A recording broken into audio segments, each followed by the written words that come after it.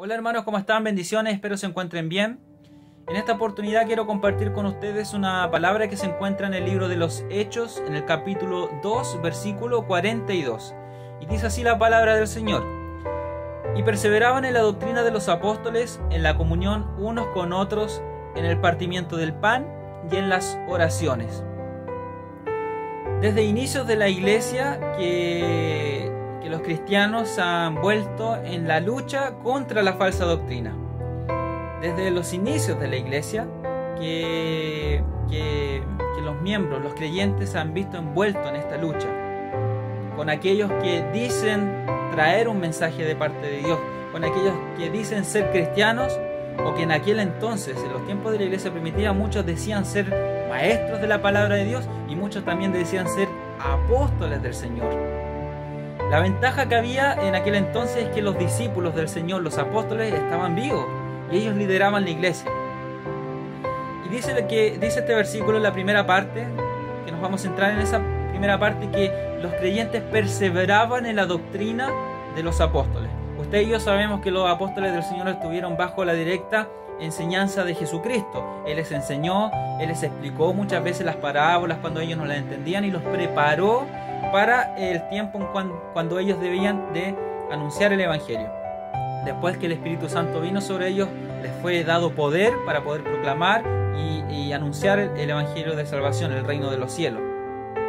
De hecho, el mismo Jesucristo les dijo que cuando Él ascendiera, Él enviaría el Espíritu Santo y el Espíritu Santo les recordaría todo lo que Jesús les había dicho, les había enseñado.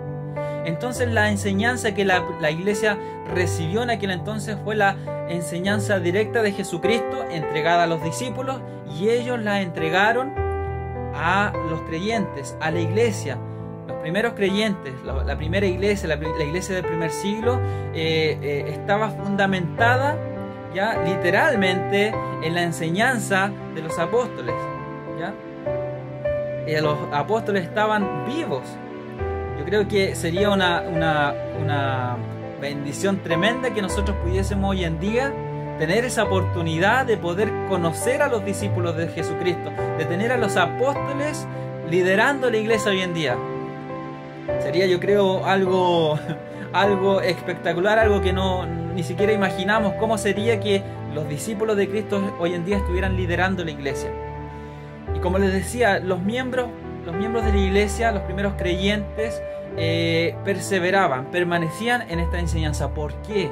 Porque la enseñanza de los discípulos era una enseñanza de poder, de autoridad, no una palabra cualquiera, no un mensaje cualquiera, no un mensaje como los que habían oído anteriormente, sino que era un mensaje acompañado del poder, respaldado por el poder del Espíritu Santo. Esa enseñanza que ellos recibieron de los apóstoles cambió sus vidas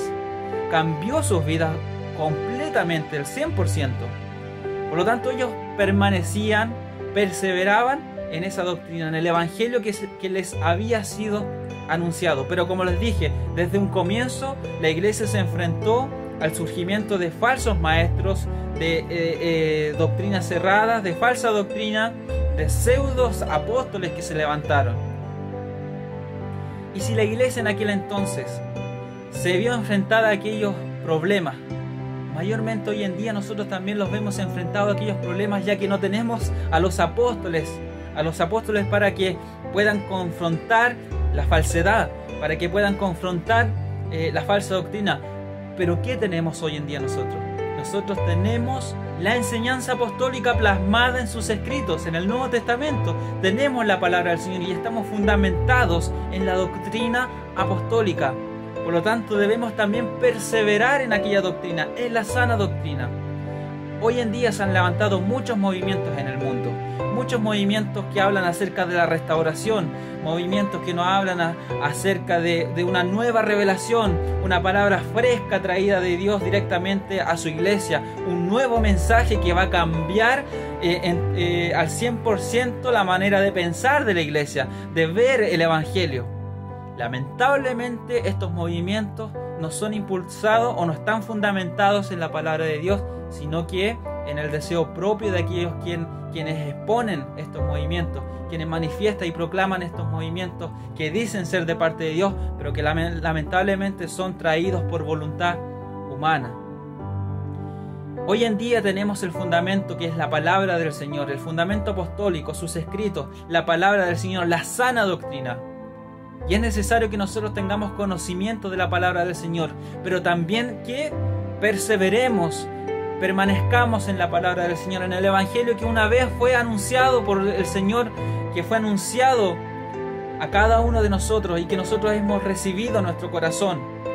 Si un ángel del cielo, dijo el apóstol Pablo, o si alguien les predica otro evangelio del cual ellos ya le habían anunciado a ellos, que no creyeran, porque no hay otro evangelio, no existe otro evangelio más el que ellos les predicaron y anunciaron, porque a través de ese evangelio ellos recibieron el Espíritu Santo, a través de ese evangelio ellos recibieron salvación.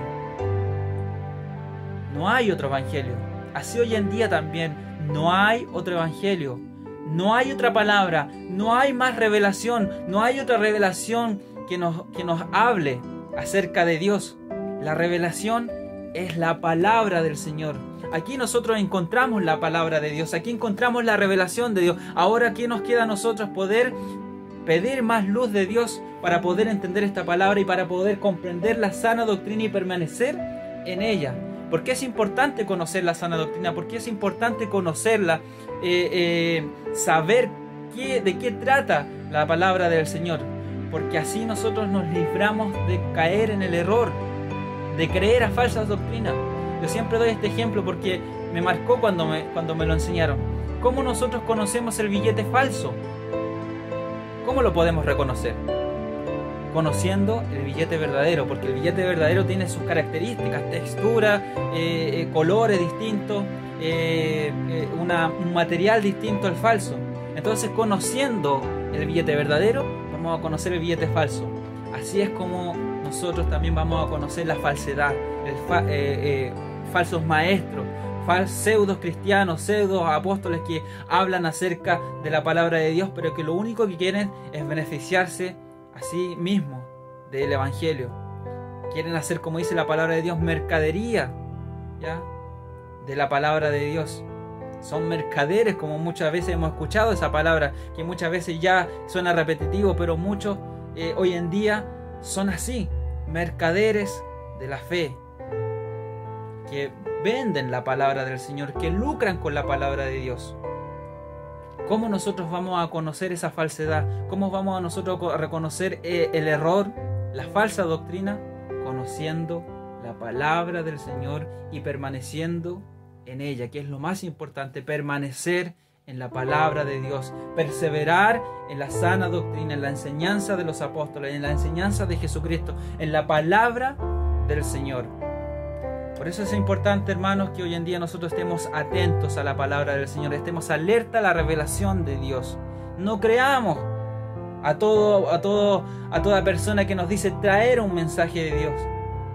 Tenemos discernimiento de espíritu y tenemos el conocimiento de la palabra de Dios que nos ayuda a discernir cuándo es verdad, cuándo es mentira. Por eso, hermanos, le invito a que podamos seguir capacitándonos, instruyéndonos en la palabra del Señor para poder conocer la verdad y permanecer en ella. Espero que esta reflexión sea de bendición para su vida y estemos preparándonos cada día para proclamar la palabra del Señor y proclamar la verdad del Evangelio. Que el Señor le bendiga.